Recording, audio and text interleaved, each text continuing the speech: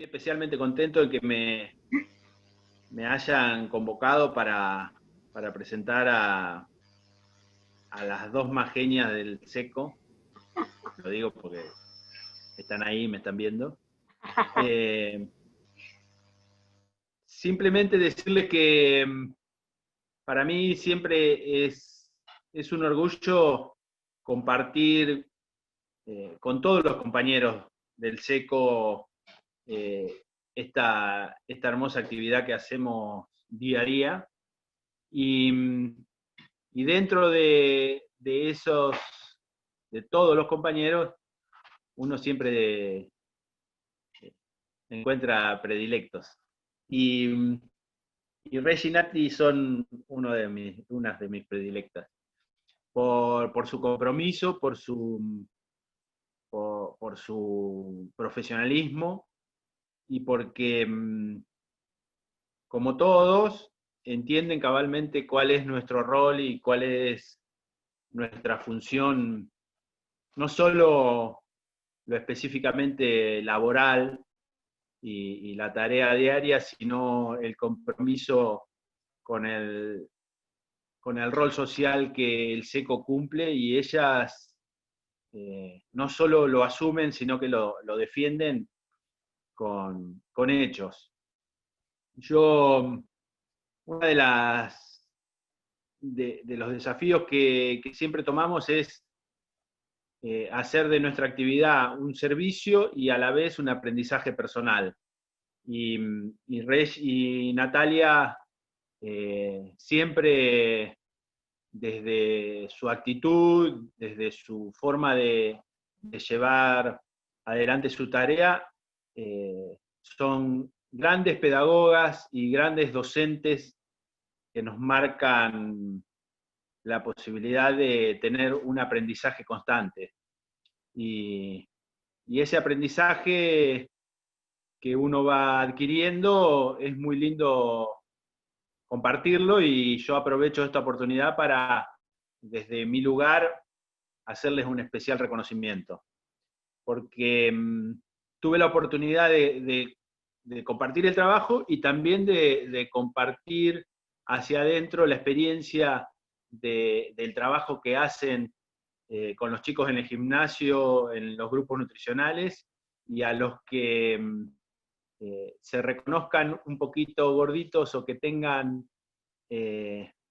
alguna duda con respecto a la forma en que se alimentan o quieran corregir alguna actitud, les recomiendo que vayan, porque no solo es una muy linda forma de resolver un problema específico de salud, sino que también es la posibilidad de tener un aprendizaje, como ya dije, y sobre todas las cosas, compartir con personas, con compañeros, con empleados de comercio, que, que van buscando muchas veces la solución al problema de peso y terminan encontrando, como encontré yo, una posibilidad de hacer una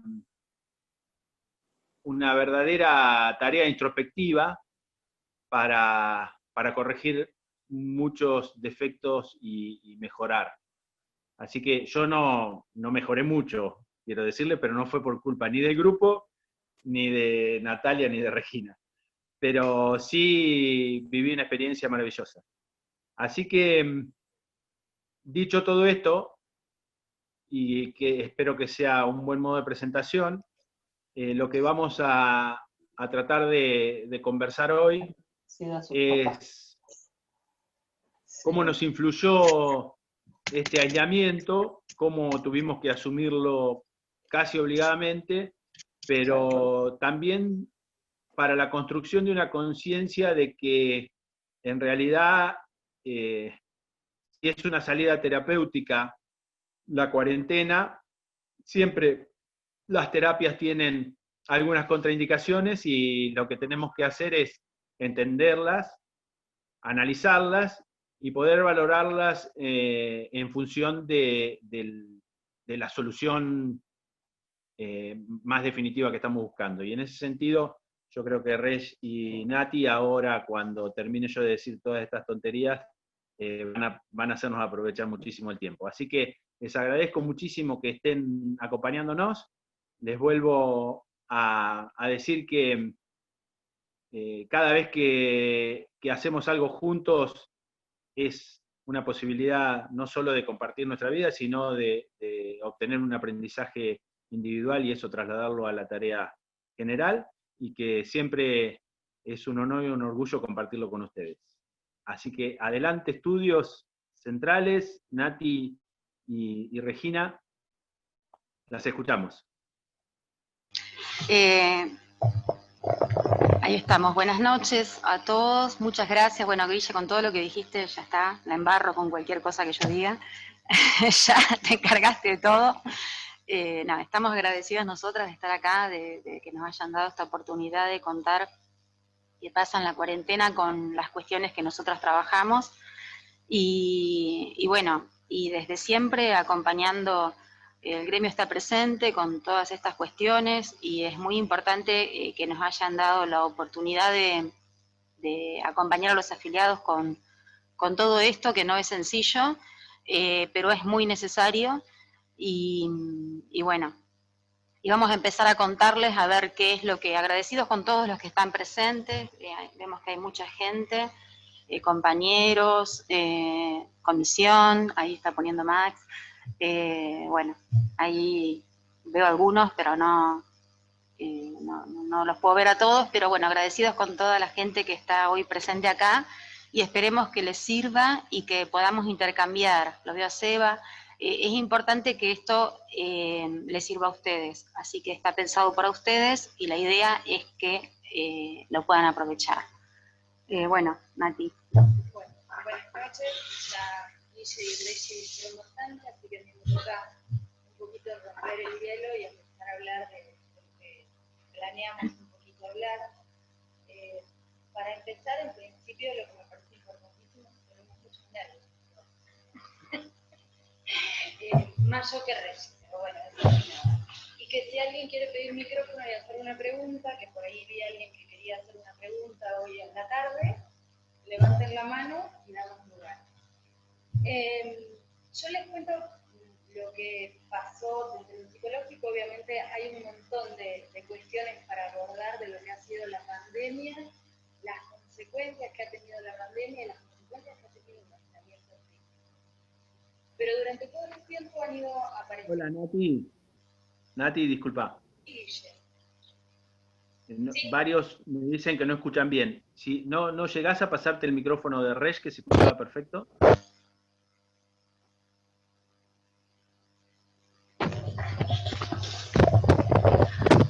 ¿Ahora se escucha un poquito mejor? Sí, creo que ahí sí se escucha bien. Sí. ¿Se escucha bien a todos? Bueno, está bien, está bien. Como les decía, algo que quería empezar con algo que a mí me impactó particularmente, y es cómo definió la Organización Mundial de la Salud a esta situación, a la situación de pandemia. La caracterizó como situación de desastre, que no es, parece un término muy del sentido común, pero no es para nada del sentido común, es un término muy técnico y tiene muchos trasfondos detrás de lo que se hace o no se hace en una situación, caracterizándola de esta manera. ¿Pero qué quiere decir que sea una situación de desastre? Que rompe con nuestro equilibrio ecológico y nuestro equilibrio psicológico. Todo lo que veníamos, del modo que veníamos funcionando, a partir de este momento, queda destruido. Que no es poca definición, ¿no? Saber que de un día para el otro nuestra vida cambió abruptamente. Nos pasó y lo sentimos todos. La cuestión es que esto es una conceptualización. Hay un trauma masivo, porque nos abarca absolutamente todos, no hay nadie que quede exento de este trauma. Y como todo trauma va a tener sus consecuencias en lo psicológico. Se hicieron, la verdad el otro día le contaba a Regina, desde febrero de este año hasta la actualidad, hubo 2000 artículos de actualización en lo que es la psicología. Imagínense que es inabordable respecto a encuestas, consecuencias, pero bueno, hay estudios que muestran que lo que está primando, lo que más aparece, es ansiedad y depresión. Al ser esta situación tan cambiante, una de las características que tiene la situación de desastre es que es completamente dinámica. No se sabe del todo qué va a pasar. Uno no puede decir, bueno, vamos a ir todos hacia una perfecta salud mental, o todos vamos a padecer ansiedad, o todos vamos a padecer depresión. Se puede ver qué va pasando momento a momento, en cada una de las etapas. Digo, me parece que esto también lo vivimos todos un poquito, ¿no? No es lo mismo la pandemia que empezamos a vivir el 20 de marzo, cuando empezó el aislamiento, que cuando volvimos a una fase más atrás, que la que estamos pasando en este momento. Cada una de estos momentos tiene características diferentes para todos nosotros. A ver, la cuestión es que esta situación de desastre, si bien nos afecta a todos, a cada uno de nosotros nos va a afectar de acuerdo a la significación que le otorguemos.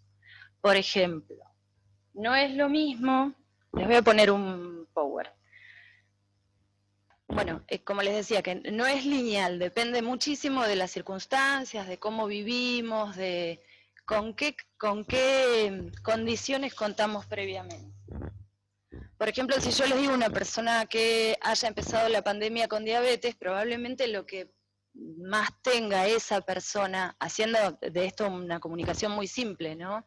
Probablemente tenga mucho más miedo a infectarse que a no tener recursos económicos. Una persona que tiene un trabajo informal probablemente tenga mucho más padecimiento por los recursos económicos. Y no sé, por ejemplo, en el caso de una mujer que veníamos con tareas desiguales previamente, probablemente ya estén bastante más cansadas que los hombres, porque la carga de las tareas de cuidado quedan fundamentalmente en manos de mujeres. Entonces lo más probable es que el género padezca más consecuencias posteriormente. Si bien esto va a depender de cada uno de nosotros, sí, de cómo lo signifiquemos, de qué sentido le demos, hay fenómenos que sí o sí nos atraviesan a todos. Y son estructurales de esto que está pasando, que tienen que ver con la incertidumbre y la falta de control. Ningún ser humano está preparado para vivir en la incertidumbre, para no saber cuándo algo va a tener un final, cómo va a ser, cómo se va a ir sucediendo. Entonces eso a nosotros nos abre un enigma psíquico que nos deja un poquito a merced de algunas emociones un poquito alteradas, por decirlo de una manera liviana. Obviamente, si no sabemos qué va a pasar, ¿cuál es la respuesta que damos? Empezamos a tratar de buscar certezas. Yo no sé cuándo va a terminar el aislamiento físico, entonces trato de obturar esa duda con algún tipo de certeza, y en general las certezas que busco no son positivas. Y cuando uno trata de adaptarse y trata de buscar una certeza dentro de esto, lo que empieza a sentir es ansiedad. Otra cosa que también se puede sentir es depresión. Obviamente, casos de aislamiento, cuando uno más aislado y en soledad está, tiene una tendencia a sentirse mucho más triste. Y esto es lo que se manifiesta con depresión. Todo esto que afecta a nuestra salud mental, y a mí esto me parece lo más importante de toda la comunicación, y si quieren, lo único con lo que se tienen que quedar. Es total y absolutamente normal. No son cuadros clínicos, no son cosas que se tratan como patologías. Yo tengo ansiedad, todo el mundo va a tener ansiedad, todo el mundo va a estar más triste, todos vamos a tener un vaivén emocional que es normal. Porque si no normalizamos esto, y si tenemos una tendencia a estar o a esperar o a pretender estar siempre bien, eso es imposible en este contexto. Un contexto que no es previsible, en el que no podemos planificar, en el que no tenemos proyectos, sería una irrealidad total creer que uno emocionalmente va a estar estable. Entonces, esto es lo que a mí me parece como fundamental y central, entender que las alteraciones emocionales son esperables, son normales, y las tenemos que tener y las vamos a tener constantemente. Tal vez En un principio de la pandemia lo que más teníamos era miedo, después con el tiempo fuimos teniendo un poco más de tristeza, tal vez ahora en algunos ámbitos empiece a aparecer alguna sensación de enojo, de cuestiones por ahí más de ira, que tienen que ver con todas otras cosas que hay detrás de esto, pero que son esperables, son totalmente normales y no hay que alarmarse, no hacen cuadro clínico, pueden ser presentaciones subclínicas. Y en esto, ¿y por qué hago tanto hincapié en entender que son normales? Porque una de las estrategias básicas e indispensables para poder sobrellevar la pandemia es aceptar lo que estamos sintiendo. Es no rechazar eso, no hacer fuerza en contra, no nadar en contra del lugar hacia el que nos lleva la corriente, que es hacia estar un poquito más bastante más movilizados emocionalmente. No me acuerdo qué después qué pasa. Sí. No. Bueno, esto es lo que les decía, que es totalmente normal sentirse mal. Y si bien yo hablaba de ansiedad y depresión, algunas cosas que también empiezan a aparecer son distracciones, que ya no nos es tan fácil hacer una tarea, las funciones ejecutivas es a través de las que yo planifico algo y lo llevo a cabo, se empiezan después de tanto tiempo de pandemia y el tiempo distinto se empiezan a alterar un poco. Esto a mí me parece también importante decirlo porque me pasa mucho en el consultorio, que me preguntan los pacientes, pero yo me empecé a olvidar de las cosas, no me acuerdo, no me puedo concentrar, y es normal, es una cuestión súper esperable de estos momentos. Y también aparecen muchas dificultades en el funcionamiento, o sea, en el sueño, en la alimentación. Vamos a preguntar, vamos a hacer la pregunta a Max. Le vamos a hacer una pregunta, por si se están aburriendo, que tienen que contestarla a cada uno de ustedes.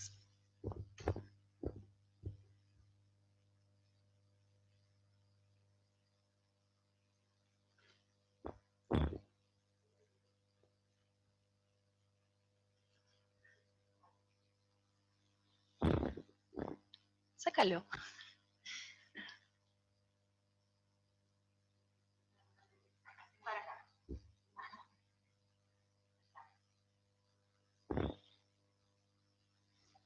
A ver, ahí compartimos una pregunta con Reggie, supongo que la deben ver.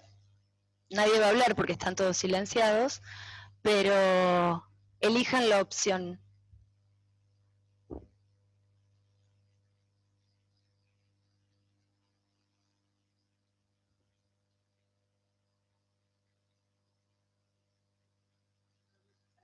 Se aburrieron todos y se fueron.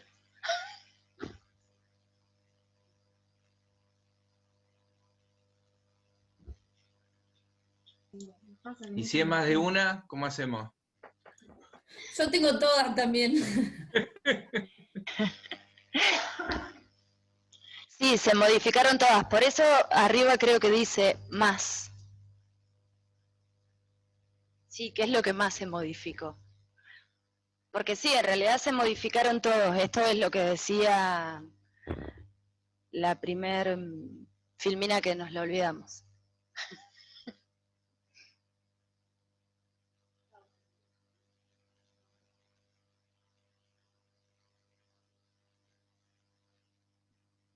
¿Qué me gané? ¿Qué votaste? No positivo.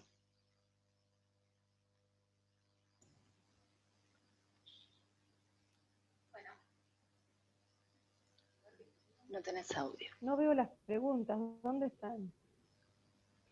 Andrea no ve las preguntas. Estaban en la pantalla, ahora No las veo las preguntas. Las ve siempre ustedes dos. Resultado. No voté. Sí, pasa eso. Bueno, no sé si ven los resultados, pero la abrumadora mayoría, no es tan abrumadora mayoría, los cambios fueron en el movimiento. Está bueno que la parte emocional, sacando que tuviera un poquito más de ansiedad, puntúa bastante bajito. Sí, alimentación, bueno, ya lo van a charlar con Regina, lo de la alimentación. Yo no les voy a preguntar si comen por ansiedad, porque ya sé que me van a decir que sí, les voy a preguntar por qué no pusieron ansiedad ahí y todo eso. Listo. A ver, todas estas áreas se modificaron. Como les dije al principio, situación de desastre se modifica nuestra relación con el trabajo, con la pareja, con la organización del tiempo, con la comida, con todo. Entonces se modificaron absolutamente todas. Lo que más se espera por ahí, tal vez, hay cosas que ya son súper visibles, que hay mucha más ansiedad en esto de intentar cerrar la falta de respuestas que tenemos, la incertidumbre.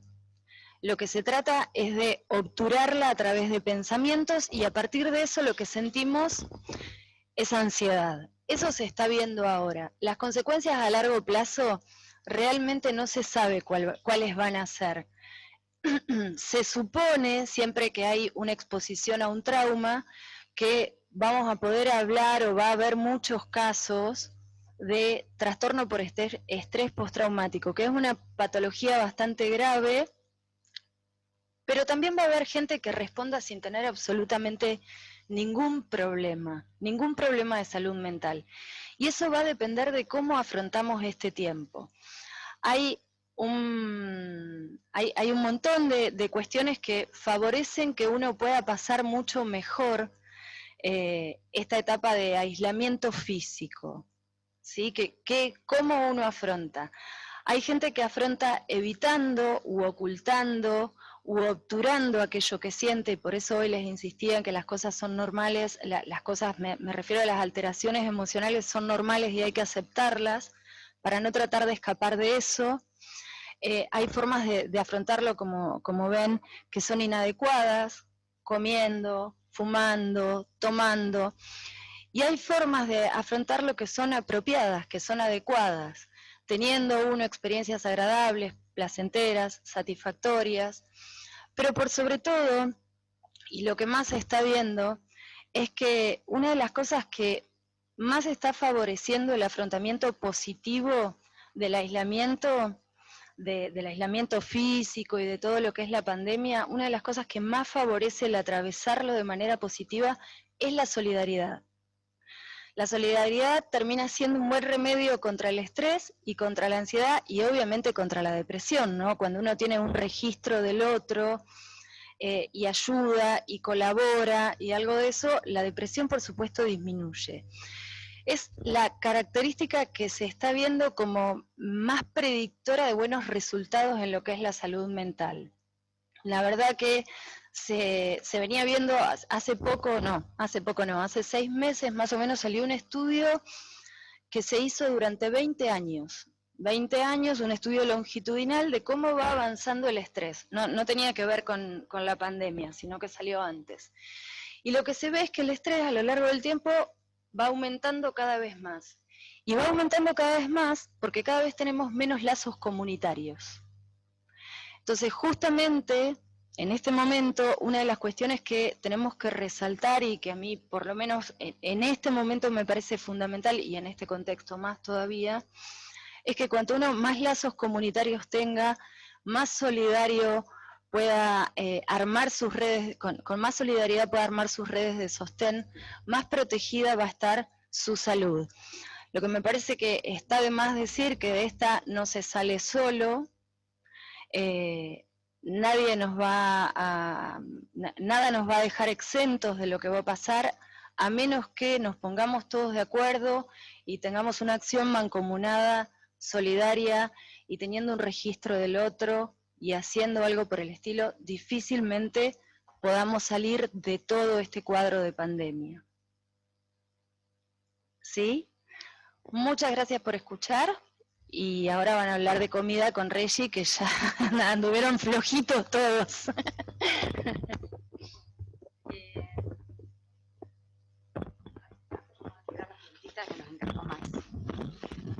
Bueno, antes de comenzar a hablar qué pasó con nuestra, perdón Mati que no te cambié la última, con nuestra alimentación a partir de la pandemia, es importante que tengamos claro el punto de partida, porque no tiene sentido estar hablando de qué modificó la pandemia si no sabemos dónde estábamos parados antes.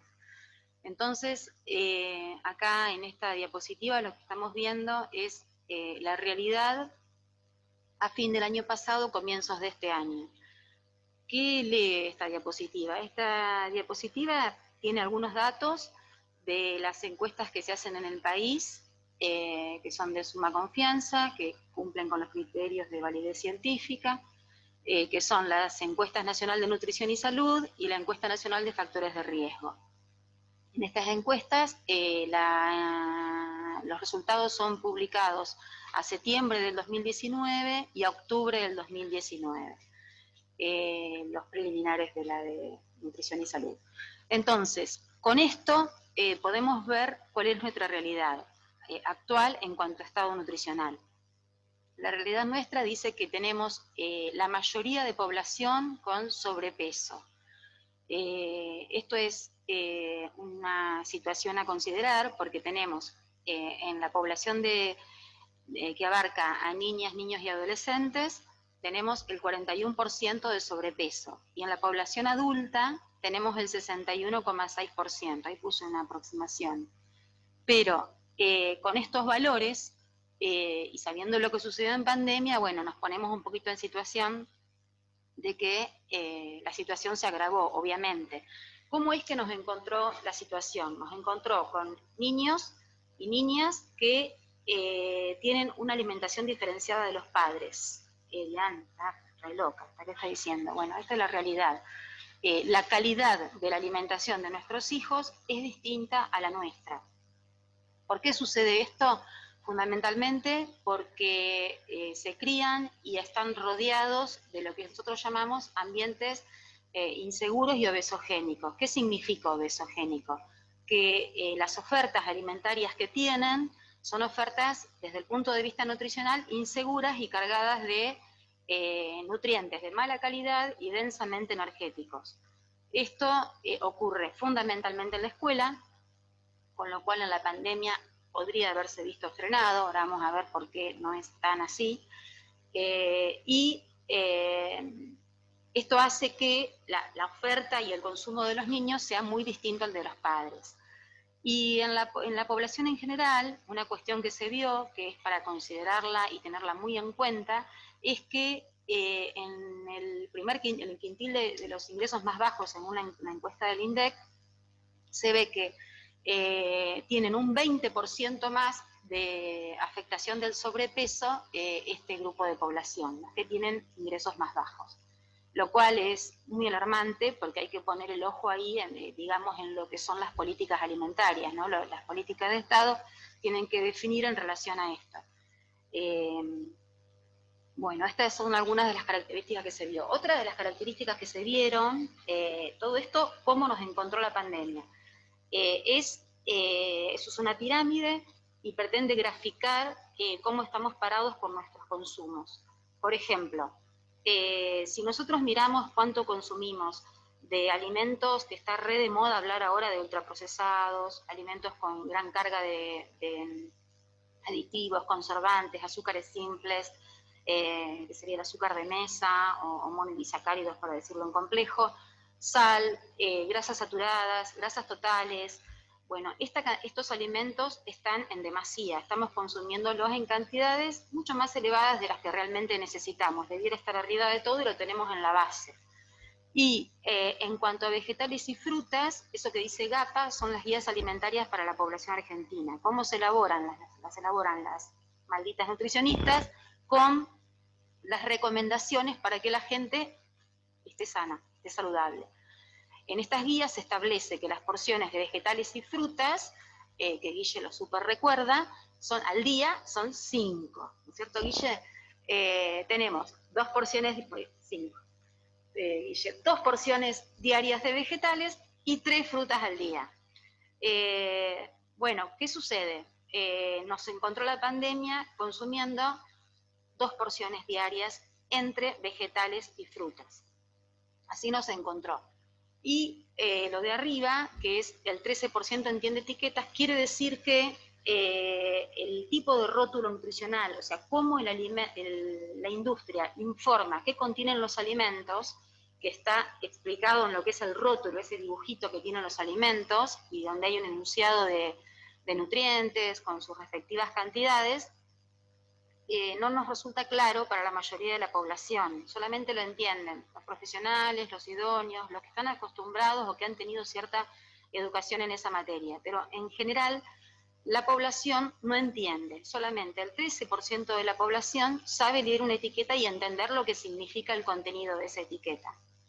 En este sentido, me parece súper valioso y le parece a la comunidad científica en general, a los profesionales de la salud, súper valioso que se puso en agenda, gracias a Dios, después de estar mucho tiempo guardadito, el proyecto de ley para en el rotulado de alimentos y en la información del contenido de los alimentos con el etiquetado de advertencia.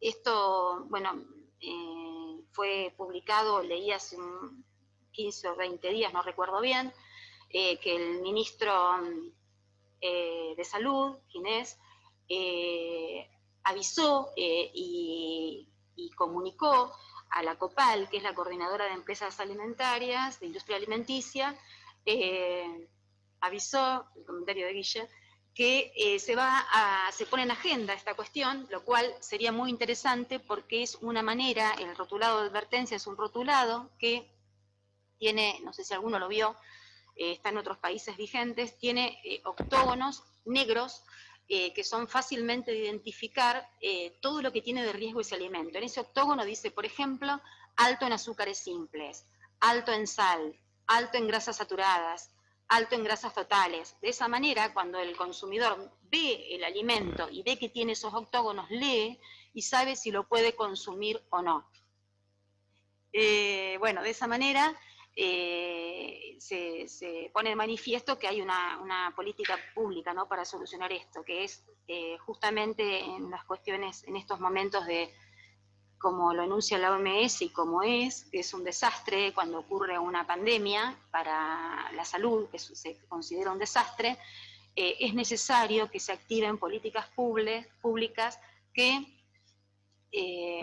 vengan de alguna manera a solucionar los problemas vigentes y a darle cierto control. Teniendo en cuenta que tenemos en la Argentina un 61% de obesidad, que en América Latina somos el segundo país con la segunda valor de obesidad más alto, realmente tenemos una población en riesgo. Bueno, después de todo esto que estuvimos diciendo, ¿qué pasó a partir de que entramos en este momento de confinamiento? Sucedió que algunas cuestiones, eso es una balancita, no sé si quedó linda, pero y si se ve bien, pero pretende ser como una balancita que grafica lo que se modificó. Con respecto a los vegetales y frutas, yo les decía que de las 5 porciones consumíamos 2 hasta fin de año, bueno, ahora consumimos 1 y medio. Las encuestas a partir de la pandemia, así como les dije que antes el Estado realizaba las encuestas, cuando comenzó la pandemia también el Ministerio comenzó a hacer encuestas. En primer momento las encuestas fueron del cuidado en cuanto a la inocuidad de los alimentos, así las personas ponían en práctica todos los cuidados para mantener los alimentos libres de contaminantes. Y luego de esto empezó inmediatamente una encuesta de la Universidad de Buenos Aires y a partir de ahí comenzaron encuestas de otros organismos gubernamentales y universidades privadas y estatales, que fueron relevando información que es la que yo les voy a contar ahora. Salió, por ejemplo, que se consumían menos frutas y menos vegetales, que entre las dos cosas no llegamos a 2 porciones diarias. En algunas encuestas salió 1,5 porciones, 1 porción, pero estamos un poquito por debajo de lo que se venía consumiendo. Respecto del ejercicio físico, si bien ustedes, algunos respondieron que realizaban, salió que la mitad de la población redujo el ejercicio físico que venía realizando. No es el caso de la Pipi, que la vi ahí haciendo un comentario, y hay que felicitarla. Y Y respecto, por ejemplo, de por qué comemos, en alguna encuesta salió que la mayoría, más del 50%, el 60%, monedas decían que lo hacía por estrés, un 33% en otra encuesta salió por aburrimiento. Después se indagó cómo comía la gente, porque al cerrar los negocios empezaron a ver otras posibilidades de planificar las comidas. Bueno, el primer tiempo de pandemia sucedió que la gente se volcó a cocinar mucho, a buscar recetas. Bueno, ¿cómo cocinó? Cocinó muchos panificados, mucha pastelería, lo cual tiene mucho agregado de grasas, azúcares simples y harinas. Esto es muy importante mencionarlo porque vamos pensando a ver cómo fuimos orientando nuestra alimentación con el punto de partida que planteé. Y otra cosa que se vio es que aumentó mucho el consumo de gaseosas azucaradas y bebidas alcohólicas. Esto estamos en porcentajes entre el 15 y el 25% de aumento. Teniendo en cuenta que nosotros en nuestro país consumimos aproximadamente por persona 140 litros de gaseosas azucaradas, estamos en una situación de más riesgo aún, ¿no? La verdad que estamos con un consumo elevadísimo de productos con azúcares simples. Y esta situación, a mí me gusta llevarla a números, como dice Nati, y les tengo que decir que significan, esta cantidad de litros, significan aproximadamente 13 kilos de azúcar al año consumidos por gaseosas. Y esos 13 kilos, si quiero ser un poquito más molesta, que hasta le pido permiso a Nati para decirlo, mirándola aunque sea, si quiero ser un poquito más molesta, se traducen en 52.000 calorías, que son algo así como 8 kilos de grasa en nuestro cuerpo, en un año. Esos 8 kilos de grasa puede ser que los tenga o que no los tenga. Porque por ahí alguno me va a decir, qué pavada que estás diciendo. Yo no subo un gramo, yo todos los días tomo gaseosa y a mí no me pasa nada. Entonces, ¿qué está pasando si esto sucede? Que yo estoy dejando de consumir otros nutrientes de calidad y estoy compensando, lo cual no es para nada bueno. Así que es para valorarlo y tenerlo presente. Y otra cuestión que también es muy importante es que lo puse porque no es menor, es la población vegetariana. ¿Por qué la enuncio a la población vegetariana? Porque son 4 millones de personas en nuestro país que representan el 10% de la población.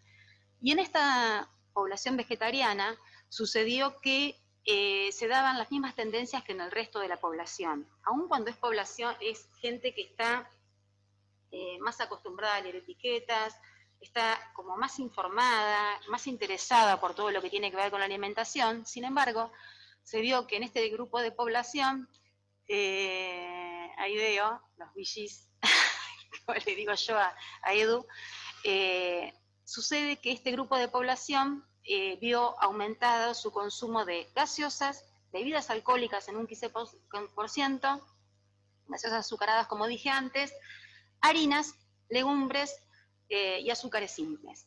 Entonces la tendencia sigue siendo la misma, así que para todos vale esta cuestión de la que recién estábamos hablando. Entonces, en este contexto en el que no llegamos a cubrir nuestras necesidades de calcio, porque tenemos, fíjense, el altísimo porcentaje de población que no cubre las necesidades de calcio porque no consume las 3 porciones diarias de lácteo que recomendamos en las GAPAs.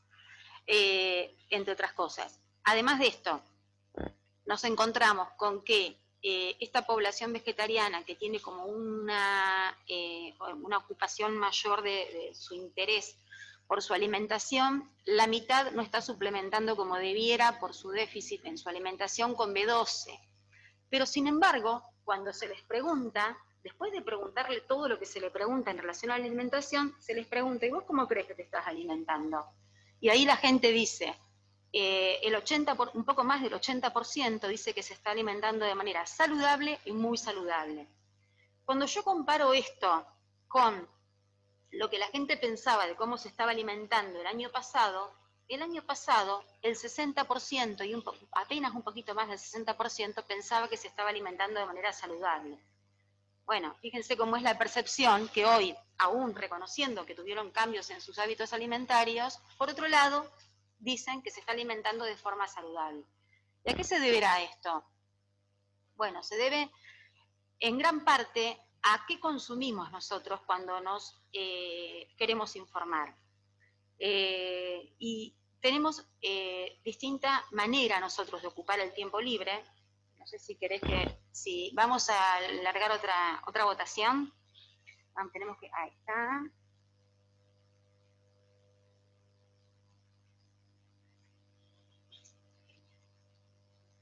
Bueno, fíjense, ahí tienen algunas opciones de qué hacemos con el tiempo libre. A ver si pueden votar, si nos permitimos.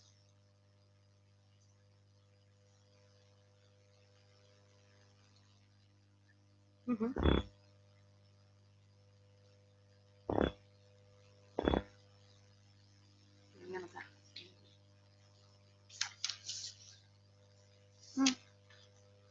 Bueno, están respondiendo. Gracias por responder, porque si se plantan y no responden, me la complican.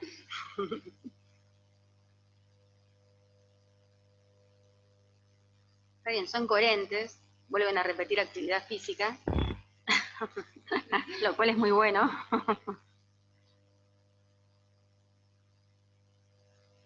Bueno, estoy en condiciones de finalizar, ¿no? Sí.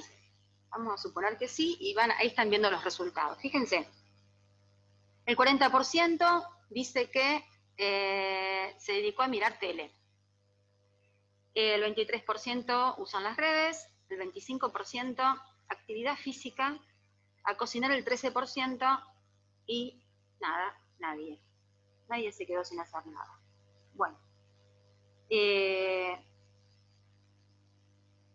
Dale. ¿Qué pasó con esto? Cuando vemos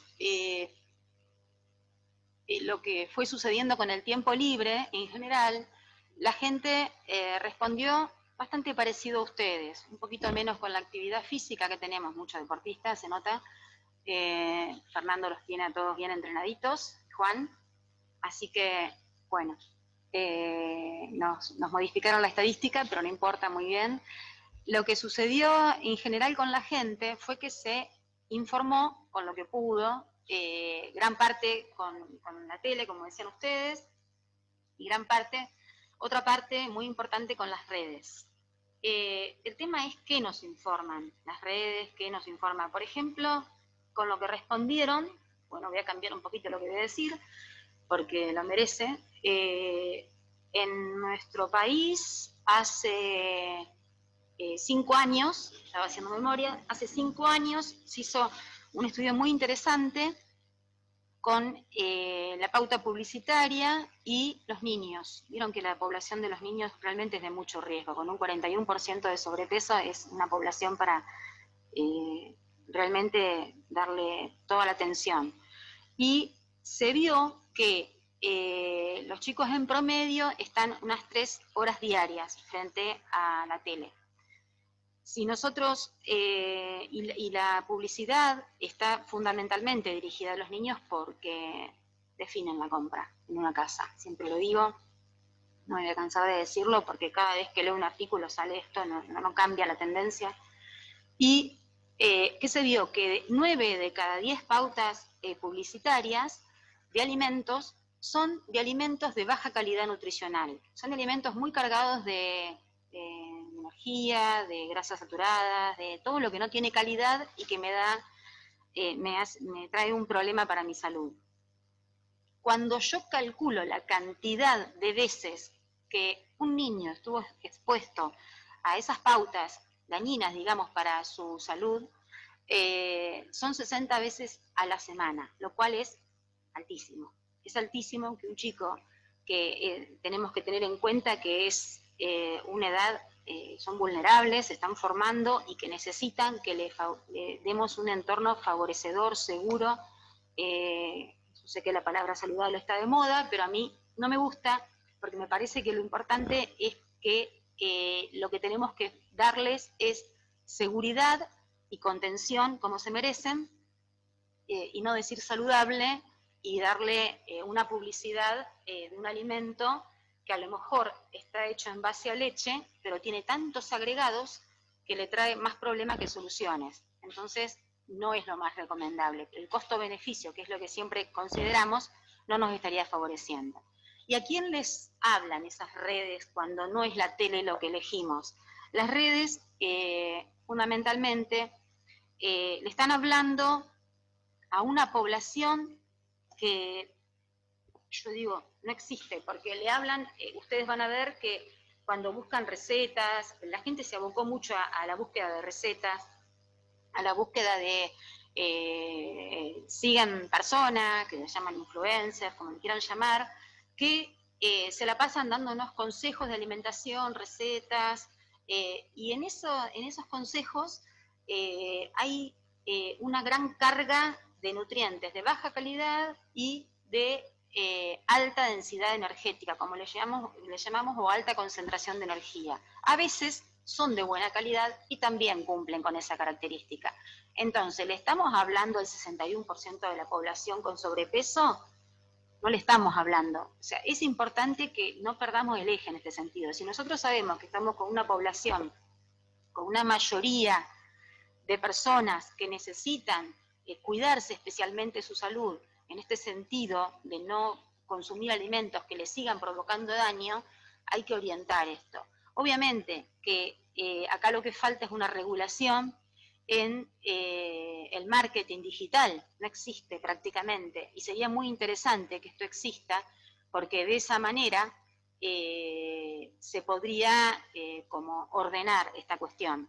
Por ahora, los que tienen mayor llegada, que generalmente son los influencers, como decía recién, son los que, donde se pone la pauta publicitaria, donde se pone el dinero, porque es la gente que tiene, con la que la mayoría de las personas se sienten identificados, porque son personas que las sienten cercanas, que lo sienten cotidiano a lo que hacen, a lo que dicen, y entonces son personas que realmente influencian mucho sobre las conductas de nosotros, de cada uno de nosotros. ¿Qué pasa? Ahí está. ¿Qué nos pasa a nosotros entonces cuando ahí vemos una persona muy chiquitita abajo y todo lo que pasa en relación a la comida? Las redes nos influyen de esta manera, con este rol, como decía recién, y sería importante que nosotros podamos manejar esta cuestión de la comida de otra manera. Nosotros tenemos dos maneras de pensarlo, desde mi influencia con las redes, con los medios, que lo cual es muy difícil de manejar, porque yo no puedo ir a lo Don Quijote a pelear contra quién, o puedo tratar de, esperando a que surjan las políticas públicas y todo el encuadre que me proteja, en ese sentido, yo puedo hacer lo mío desde lo vincular, yo no puedo hacer lo mío desde la cuestión ir contra las multinacionales, eso yo no lo voy a poder hacer. No voy a poder entrar contra las empresas, pero lo que sí yo puedo hacer es desde los vincular, tratar de mi tiempo, manejarlo para el contacto con las personas y para los lazos, como decía Nati, y para manejar las cuestiones que me ayudan a sociabilizar y a controlar esas emociones que sería recomendable que no las lleve para el lado de la comida. Con todo esto, vamos a cerrar con que casi un 57% de la población manifestó que aumentó de peso, de la que se pudo encuestar. Es un porcentaje alto de población, algunas encuestas dan entre 2 y 3 kilos, algunas dan un poquito más, lo cual concuerda con algunos numeritos que les tiré recién, y nos encontramos con esta matriz. Sería muy interesante que apuntemos a las cuestiones que se desordenaron en la pandemia. ¿Qué se nos desordenó terriblemente? Los horarios, el ritmo de vida, porque empezamos a acostarnos muy tarde, se nos desorganizó porque los chicos se levantan a las 12, a las 2 de la tarde, porque se quedan a la noche, porque nosotros también nos quedamos alguna vez si no tenemos que entrar a trabajar temprano. Entonces, fundamental que organicemos los horarios. Si nosotros no organizamos con los horarios, las comidas no las vamos a poder organizar. para organizar los hábitos de comida es importante que empecemos con un día con un desayuno. Si nosotros comenzamos el día al mediodía y retrasamos porque recién nos levantamos, enseguida no hacemos el almuerzo y empezamos ya con un desorden, vamos a empezar con una exagerada sensación de hambre que va a hacer que nuestra ingesta comience desordenada y empecemos así con las compensaciones diarias que no terminan. Entonces, en cuanto a hábitos de comidas y horarios, es fundamental que los coordinemos y que de alguna manera encontremos un orden. No les digo levantándonos a las 6 o a las 7 como nos veníamos levantando antes de la pandemia, pero a lo mejor a las 8:30 sí lo podemos hacer y ya el día se empieza a organizar. Con la actividad física, este grupo de gente se sacó un 10, así que tengo poco que decir. Hay mucha gente que hace actividad física, pero es muy importante realizar actividad física, y lo cual nos lleva a regularizar nuestros ritmos hormonales y nuestros ritmos diarios que hacen a la sensación de hambre y saciedad. Y otra cosa muy importante para controlar es que podamos separar las emociones de las comidas. Para esto es importante que hagamos las comidas en el momento de la comida, que los hagamos separados de situaciones que sabemos que nos ponen nerviosos, o frente a pantallas, o trabajando, o que le pongamos el orden que se merece.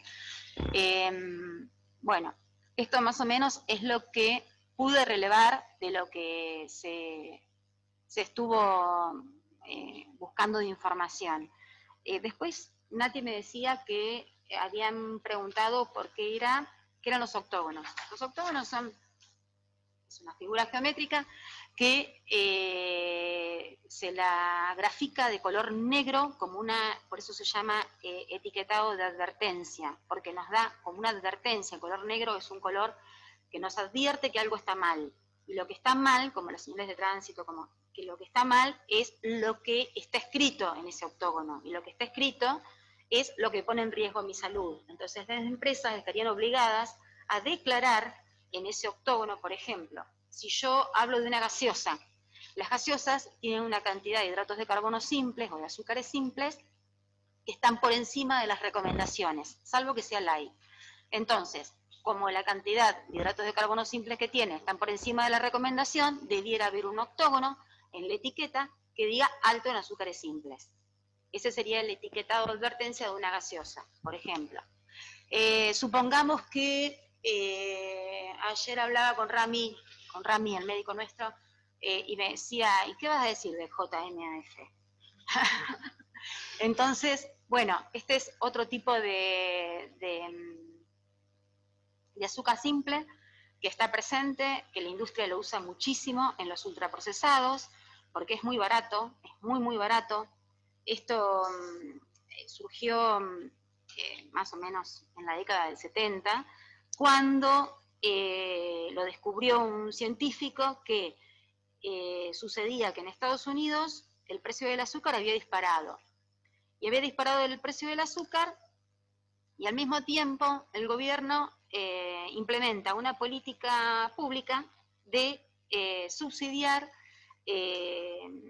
la producción de maíz. Entonces, con el maíz se obtiene el almidón, y del almidón vieron que era muy sencillo, con una modificación enzimática, con unos procesos industriales y de laboratorio, obtener un azúcar que tiene mucho más poder de endulzar, que se llama poder endulzante, que es la fructosa. Y esto es lo que tiene el JMAF, que figura en la mayoría de los alimentos procesados. En las barras de cereal, en los yogures para niños y para adultos, en las gaseosas, en un montón de productos, esto está presente. Y esto es uno de los... estas son las cuestiones con las que nos enfrentamos con la industria, que, digamos, es la principal barrera, ¿no?, para poner en ejecución esto del etiquetado de advertencia. Esto es por ejemplo, sería una explicación, un ejemplo de la explicación de los octógonos. Y después alguien pregunta, a ver, bueno, mientras vemos quién levantó la mano, alguien preguntó si las legumbres en exceso es malo. Bueno, las legumbres, las nutricionistas las categorizamos en el mismo grupo que los cereales, en cuanto a los nutrientes que contienen, que los cereales, que los vegetales farináceos, como la papa, la batata, el choclo, y son alimentos que si consideramos que estamos con una población de riesgo y con altas tasas de obesidad, tanto en adultos como en niños, son alimentos para considerar, no es que no se pueden consumir, sino que se tienen que consumir en porciones moderadas. Entonces, cuando se ponen de moda este tipo de alimentos, hay que tener mucho cuidado. Yo digo de moda porque, ¿qué es moda? Es que un alimento o algo con la alimentación sucede que es consumido durante un periodo corto de tiempo por muchas personas. Eso es lo que define la moda alimentaria. En general la moda tiene como un ciclo, como qué sé yo, la dieta keto, la dieta cetogénica, la dieta de ayuno intermitente, el consumo, por ejemplo, ahora en las redes, seguramente han visto alguna receta con azúcar mascabo, ¿no? Está como de moda consumir azúcar mascabo. Bueno, ¿qué pasa con el azúcar mascabo? Es azúcar. Es azúcar que se obtiene, cuando se obtiene de la caña el azúcar, lo primero que sale es esto, el azúcar mascabo. Es un azúcar que no es refinada y que si yo les dije que siempre en nutrición evaluamos costo-beneficio y en salud. Cuando hacemos costo-beneficio nos encontramos con un azúcar que por cada cucharadita, supónganse que ustedes imaginan un té, y me dicen que al té le ponen 2 cucharadas de azúcar blanca, refinada, el azúcar maldita, esa que viene, que ahora es mala, está demonizada. Bueno, le ponemos 2 cucharadas y con eso yo la pasaba bien hasta ahora. Bueno, con el azúcar mascabo yo le pongo, y esas 2 cucharaditas a mí me están proveyendo de 40 calorías. Si son 10 gramos de azúcar, lo traduzco en calorías, son 40 en esa tacita de té. Cuando yo le pongo azúcar mascabo, o mascabada, como le dicen algunos, y le pongo esas mismas 2 cucharadas, en lugar de 40 calorías, le voy a poner 39,7. No tiene otro nutriente, lo que aporta es eso, es hidrato de carbono simple. Pero ¿qué me pasa? ¿Cuánto sale 1 kilo de azúcar mascabo? ¿Me pueden decir? ¿120? Bueno, acá tengo un ayudante que está genial. Gracias. 120. ¿Cuánto sale 1 kilo de azúcar? 60. La mitad. O sea que yo para endulzar una taza de té gasto o compro un azúcar que vale 60 pesos o compro una que vale 120. Genial, las quedamos bien. Y si yo les digo que el azúcar mascabo tiene menos sabor dulce porque con las impurezas que tiene, acá me lo confirman, alguien que consume, yo necesito ponerle 3 o 4 cucharadas y en lugar de ponerle a mi té 39,7 o 40 calorías, le pongo 60 u 80, ¿qué me dicen? ¿Y que gasto 240? Que no gasto 120, porque tengo que poner el doble. ¿Cómo es mi relación costo-beneficio? Estoy con un alimento, entonces esto es lo que yo digo, no perder el eje. O sea, en las redes hay mucha información. Ahora, ¿quién va a esa información? A lo mejor hay sociedades que viven otra realidad económica, que viven y que fenomenal, si quieren gastar todo ese dinero, pero nosotros no sé si estamos en condiciones de recomendar esos alimentos en general, en toda América Latina. Me parece que es algo realmente muy costoso para un alimento que no me aporta, no tiene un nutriente de calidad. Entonces, a mi relación costo-beneficio no la puedo dejar de ver en este sentido. Y ahí está. A ver qué dicen. Tremendo lo de la azúcar mascabo. Sí, lo miro ahí porque no me nada. Vivi, dale, mientras leo. ¿Para quién? Ah, nosotras. ¿Podés? No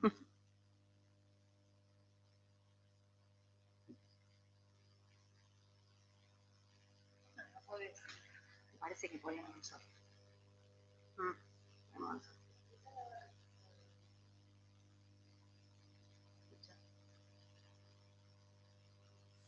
Ahí está.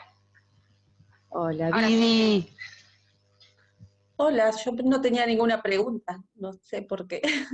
Sí, te queremos escuchar. No me porté re bien, hice actividad física, hice dieta, todo, por eso no tengo ninguna pregunta. Ya sabíamos. Queríamos decir paciente nuestra parte, pero no, ¿no? Bueno, entonces, un gusto hablar con vos siempre, Vivi. Alguien preguntó. Es bueno, está bueno reemplazar el azúcar por miel. Bueno, acá hay dos cuestiones. Primero, ¿quién la va a reemplazar? ¿Un adulto o un niño? Al menor del año no recomendamos este reemplazo, sobre todo si es miel que no es pasteurizada, se me trabó, porque es de mucho riesgo. Y en el mayor, las personas mayores que sí podrían consumirla, que ya tenemos nuestras defensas para consumir cualquier tipo de miel, sucede algo parecido al azúcar mascabo, Ali, que no sé dónde estás, pero hiciste la pregunta. Que ahí estás, que usamos más cantidad. Y el otro problema que tenemos con la miel, que si yo pongo una cucharadita de azúcar, pesa 5 gramos, y una cucharadita de miel pesa 7, 8 gramos. Con el mismo casi aporte de hidratos de carbono, y teniendo que usar un poquito más para endulzar, por el tipo de endulzante de la miel. Entonces voy a usar casi el doble de calorías, si esa era tu pregunta. Gaby pregunta si es lo mismo la sal de Himalaya que la sal común. No está Gaby. Gaby. Gaby. Es lo mismo. Es lo mismo. Es exactamente lo mismo. Es parecido, sería una analogía, lo mismo que compararlo con el azúcar mascabo y el azúcar blanca refinada. Es lo mismo. Una es más refinada, la otra no tanto. Si tuviéramos que definirla, podemos decir que una es más natural, la sal del Himalaya, o más natural el azúcar mascabo. Lo que no quiere decir que sea de superior calidad. Aporta la misma cantidad de sodio y cuando lo consumimos, si sala menos, le ponemos más y entonces tenemos un mayor riesgo. Este es el engaño de este tipo de productos. Y si usamos en las mismas cantidades, es lo mismo. Lo perdí a Gaby. Ahí está. Reggie. ¿Sí? Reggie, ¿qué opinas de endulzar con stevia? ¿De? Ya que estás hablando de endulzar con stevia, ya que estás hablando de endulzantes. Y los endulzantes que recomendamos son los naturales. Los naturales son dos. Puede ser stevia, que es una hoja, y que hay que usarla, no hay que usarla en demasía, hay que fijarse de no usarla por demás, porque puede generar algunos trastornos intestinales. O la otra recomendación que damos es usar una raíz, que es la sucralosa. El nombre comercial puede ser cualquiera. Cuando buscamos edulcorantes que tienen stevia, el envase es verde. Cuando buscamos edulcorante, cualquier marca comercial que contenga sucralosa, el paquete es amarillo. Así lo define el Código Alimentario. Para que te orientes en la compra. Sí, sí. de Gaby, que dice que si la leche de almendras para qué sirve, que ella hizo una casera, pero no sabe exactamente para qué utilidad tiene. Ajá. ¿Gaby? ¿Qué Gaby? Gaby. Bueno, Hablando de influencer, la vi obviamente en Instagram, las modelos la hacen y yo la hice, pero no sé para qué sirve. Muy bien, sos un fiel ejemplo a lo que yo quería, a los números, tiene que haber alguien que represente de la muestra. Me hago cargo totalmente. Es sustituto lácteo, no es leche. La leche es de origen animal, no es de origen vegetal, así que se le llamaría jugo. Y en el mejor de los casos, sustituto lácteo. Okay. Estaríamos en el mismo caso, Gaby. Si nosotros hacemos un costo-beneficio, ¿cuánto hiciste? ¿Cuánto te rindió? Carísima me salió. 1/4 de almendra para un vaso y medio de leche. No sé. Un vaso de leche. De jugo. 50 centímetros cúbicos de leche. ¿Te costaron 200 pesos? Sí, exactamente. Más o menos. 190 por ahí, sí. Bueno, ¿cuánto sale un litro de leche, Gaby? Y tenés de 70 y de 110 por ahí. Bueno, dividilo por 4. Sí, tenés razón, sí. ¿Ya está? Y es lácteo. Es más, nada más. Si te gusta, hacelo, pero son modas caras.